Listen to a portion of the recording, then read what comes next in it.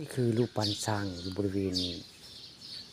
วัดพระธาตุเชิงชุมได้อันนี้ตอนเช้ามันมีผู้ค้าพามาเบิ่งวัดวาอารามได้มาเบิ่งรูปปั้นช้างอยู่บริเวณวัดธาตุเชิงชุมละนี่ตอนเช้าละนี่คือจะได้อันสร้างปั้นอันนี้กระถางพระเจ้าปั้นขากปั้นคือจะได้ปั้นคือได้สร้างสองตัวหันหน้าใส่กันนี่แหละรูปปั้นช้างอยู่วัดธาตุเชิงชุมละนี่ข่าวเรื่องจริงผ่านจอมาให้เบิ่งเนาะภาพสร้างรูปปั้นสร้างบริเวณวัดธาตุเชิงชุมปั้นสร้างปั้นคือจะได้จับใครดอกปั้นก็ได้แต่ว่าปั้นคือนี่ได้สร้างก็ได้คือค่ะคือนี่ก็คือวัดพระธาตุเชิงชุมแหละตัวเจ้ามีบุคาพาเบิ่งวัดวาอารามเลย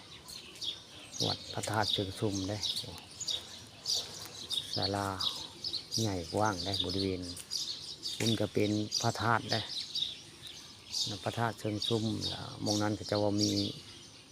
หูพญานาคนะก็จะว่ามง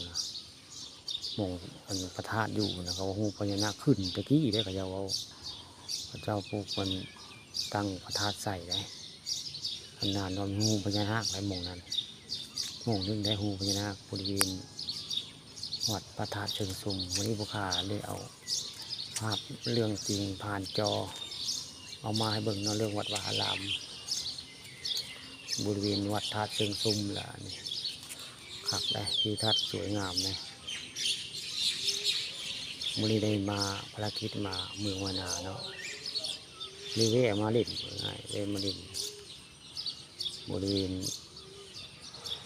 วัดธาตุเชิงชุมนี่แหละขับได้เบิ่งแล้วสวยงามเลยวัดวาอารามพนบรรยากาศก็มืดผ้ามืดฝนนะคือฝนที่ตกวันนึงในเบิ่งแล้วบริเวณนั้นวัดพระธาตุเชิงชุมมันนี่มันสร้างสองตัวนี่ปั้นคือจะได้สร้างสองตัวหันหลังใส่หันหน้าก็มีได้หันหลังมากก็มีได้หันหน้ามาที่หันหลังใส่แบบนี้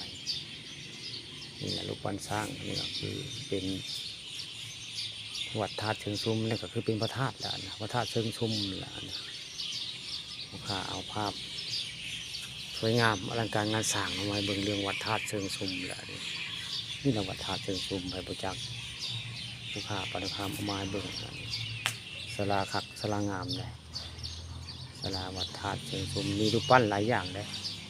นกกระลายท่านได้บนวัดธาตุอันนี้วัดธาตุเชิงชุม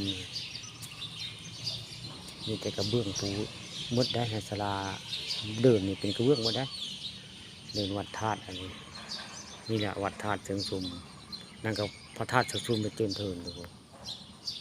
นั่นแหละพระธาตุเชิงชุมเป็นเทินเม่นละ